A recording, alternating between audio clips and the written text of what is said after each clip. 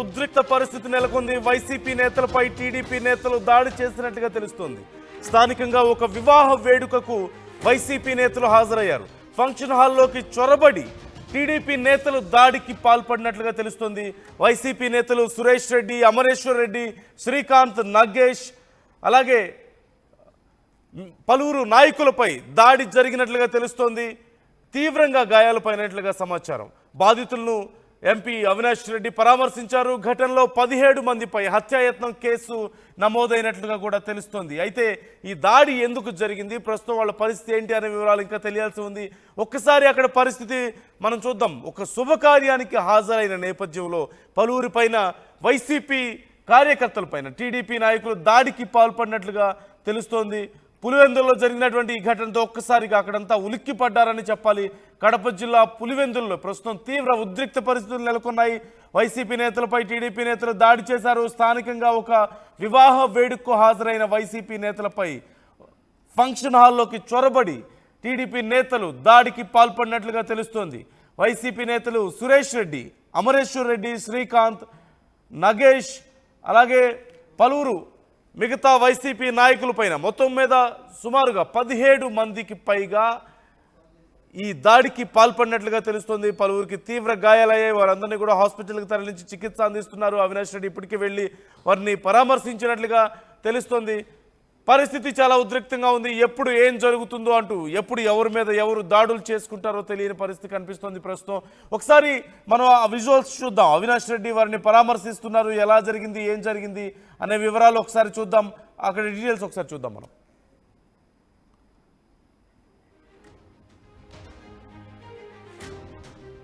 మరోవైపు ఈ అంశానికి సంబంధించి బీటెక్ రవి రెస్పాండ్ అయ్యారు. ఆయనే మాట్లాడారు. ఒకసారి చూద్దాం. సంఘటన జరిగింది. ఆ సంఘటనను ఇప్పుడే ఇందాక ఎంపీ అవినాష్ రెడ్డి గారు కూడా మాట్లాడుతూ, అతను వైఎస్ఆర్సీపీ కాంగ్రెస్ పార్టీకి చెందిన నాయకుడు.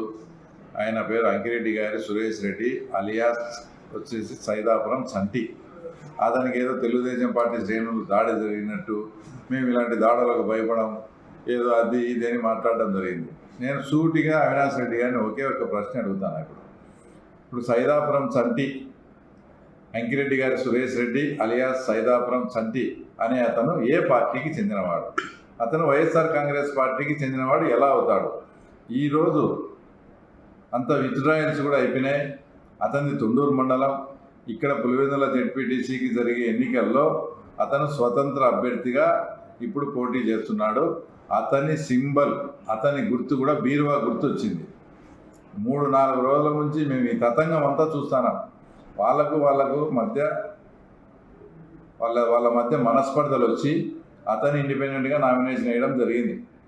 నువ్వు ఇండిపెండెంట్గా నామినేషన్ వేస్తే వైఎస్ఆర్ కాంగ్రెస్ పార్టీకి చాలా చెడ్డ పేరు వస్తుంది, మాకు చాలా అవమానకరంగా ఉంటుంది.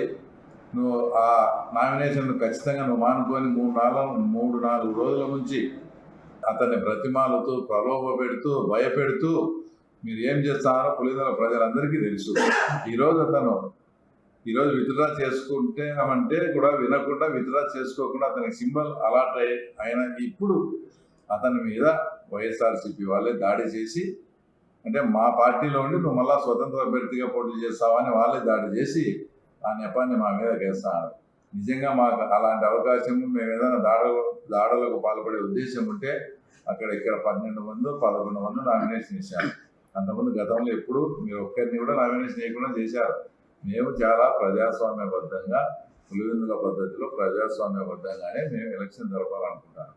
కాబట్టి వాళ్ళే ఇదంతా చేసుకొని వాళ్ళ మాట వినలేదని ఈ రకంగా చేసి ఆయన స్టేట్మెంట్ వల్ల వైఎస్ఆర్సీపీకి చెందిన నాయకుని కొట్టినారని ఇస్తారు. ఎట్లా మాట్లాడుతున్నాడు అతను? ఒకసారి చూసుకో, బ్యాలెట్ చూసుకో, ఏ పార్టీకి చెందినవాడు అయితే అర్థమవుతుంది. అది అతను స్వతంత్ర పార్టీ అభ్యర్థిగా పోటీ చేసినాడు. ఆ విషయం కూడా తెలియకుండా మీరు ఈ రకంగా చేయడం సరే.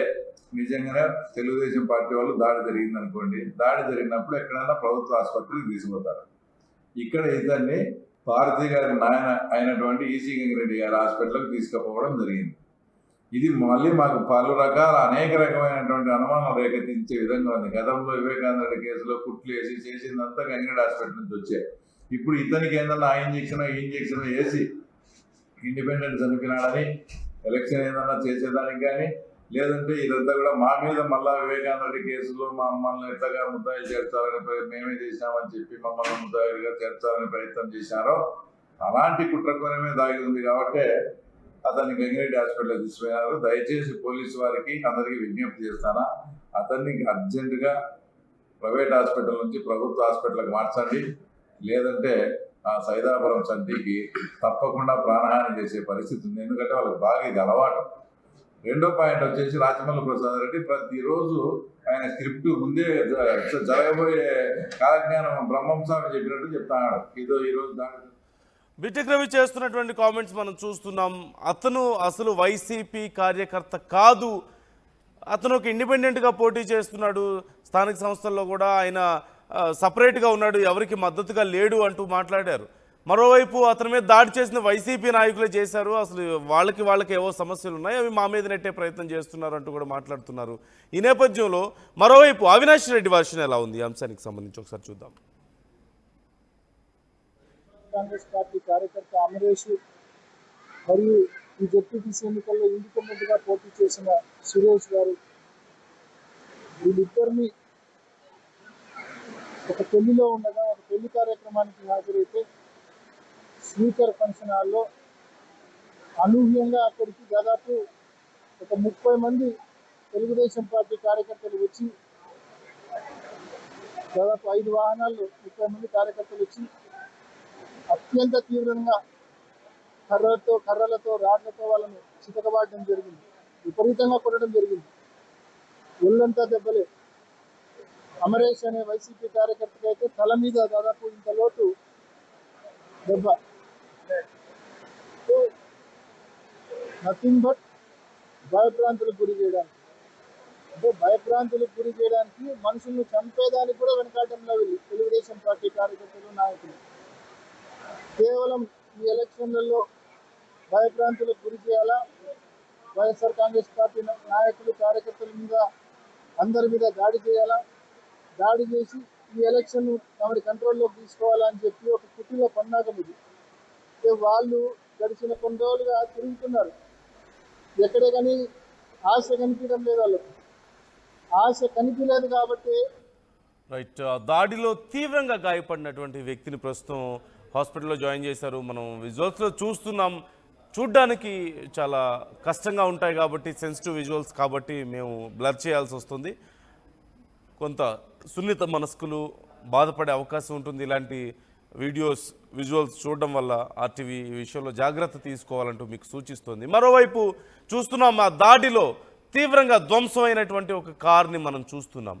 ఒక్కసారిగా ఒక పెళ్లి ఫంక్షన్లోకి వెళ్ళి వైసీపీ కార్యకర్తల మీద టీడీపీ కార్యకర్తలు దాడి చేసినట్లుగా తెలుస్తోంది. ఈ నేపథ్యంలో వైసీపీ కార్యకర్తలకు తీవ్రంగా దెబ్బలు తగిలాయి. ప్రాణాపాయ స్థితిలో వారు చికిత్సలు పొందుతున్నట్లుగా తెలుస్తోంది. ఈ అంశానికి సంబంధించి ఫుల్ డీటెయిల్స్ మా ప్రతినిధి కిషోర్ని అడిగి తెలుసుకుందాం. కిషోర్, ఏం జరిగింది? ఇద్దరు డిఫరెంట్ వర్షన్స్ చెప్తున్నారు. ఓవైపు బీటెక్ రవి ఏమో అతను అసలు వైసీపీ కార్యకర్తే కాదు, మా వాళ్ళు దాడి చేయలేదు అంటున్నారు. మరోవైపు అవినాష్ రెడ్డి ఏమో దాడి చేస్తారా, ఇంత దారుణంగా వ్యవహరిస్తారా అని చెప్పేసి ఆయన మాట్లాడుతున్నారు. ఏం జరిగింది అక్కడ? పెళ్లిలో దాడి చేయడం ఏంటి? వెళ్ళి వాళ్ళ పరిస్థితి ఎలా ఉంది?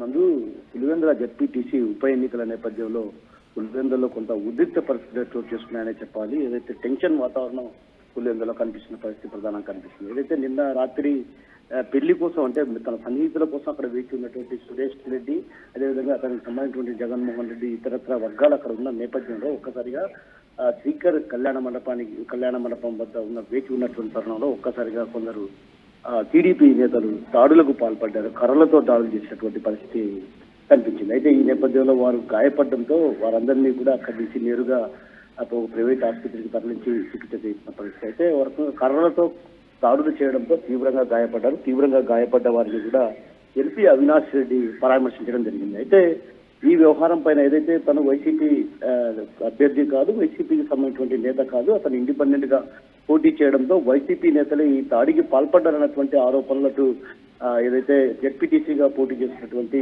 లతారెడ్డి భర్త బీటెక్ రవి, అంటే మాజీ ఎమ్మెల్సీ బీటెక్ రవి ఆరోపణలు చేస్తున్నారు. అయితే మరోవైపు ఒక రకంగా మొదటి నుంచి కూడా ఏదైతే బెదిరింపుల పర్వాన్ని కొనసాగిస్తున్నారో, అదేవిధంగా అభ్యర్థులకు ఎవరైతే పోటీలకు రంగంలో ఉన్నా కూడా ఒకవేళ వైసీపీకి సంబంధించినటువంటి నేతలను ప్రలోభ పెట్టి లోబర్చుకునే ప్రయత్నాలు కొనసాగిస్తున్నట్టు కూడా గత కొంత